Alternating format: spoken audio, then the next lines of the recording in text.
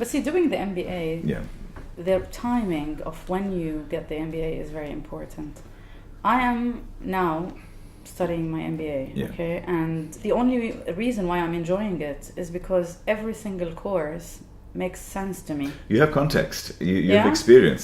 So I'm doing financial reporting. Oh yeah, I've done this a million times before, not as a financial specialist, but as a journalist. And then marketing. Oh yeah, I've done this a million times before. So getting fresh out of school and then doing an MBA is a waste of money, waste of time, because nothing makes sense to you. Yeah. And it's like bits and pieces of everything Yeah.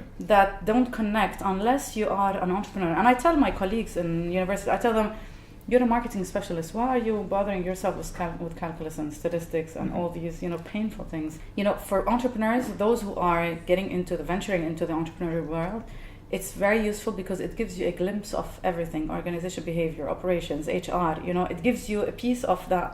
But you cannot do it right from school. You've got to get into the corporate life. You've got to get your, roll up your sleeves, do some work, and then go back to university. Yeah. That's when things will really connect. And Can I pull you into this conversation, because you see a lot of CVs coming through all the time, and I'm sure you guys are looking at modern CVs and how people are evaluating those.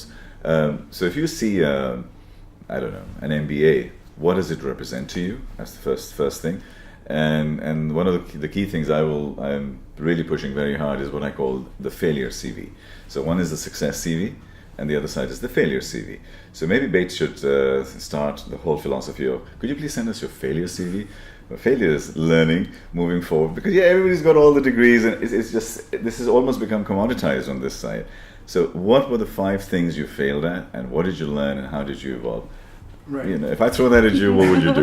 The first question, I completely agree with you that it does. I can't speak from experience. I haven't done my MBA, but I completely agree that experience will allow you to understand at least what you do need, what you don't need, what to value, what not to value.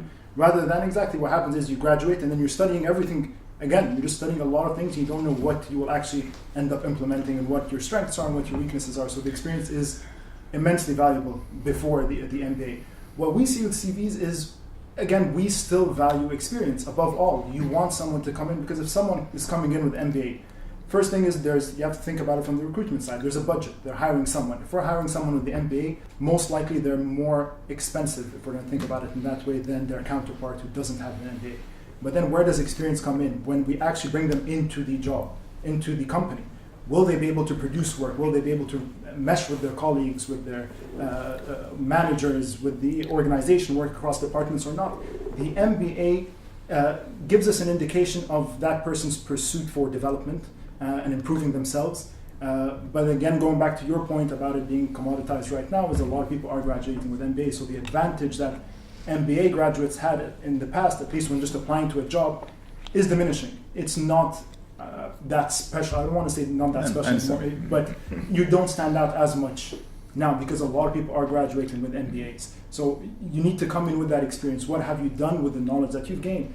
And this goes across the board for bachelor degrees, for MBAs, across the board. You've gained this knowledge. Have you applied it anywhere? What have you done with this information that you've gained?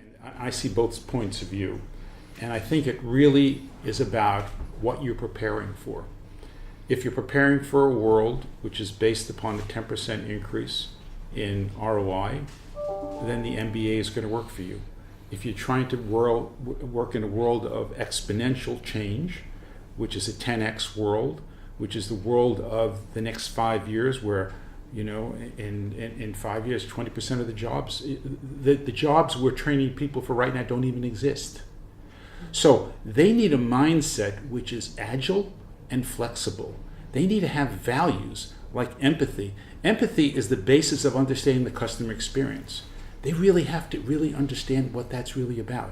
They have to not only create entrepreneurship, which are not just profit-based, but are values-based. And they're all about connectivity. They're about different elements, because digital is permeating every aspect of the business experience. And most business schools, I'm sorry to say, do not really get that.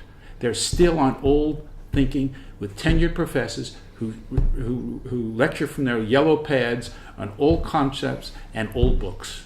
And that's the reality. I think you can go in there and get a snapshot of things that you knew and apply it, But then you have to take it to a whole different level, and you have to deal with lifelong learning.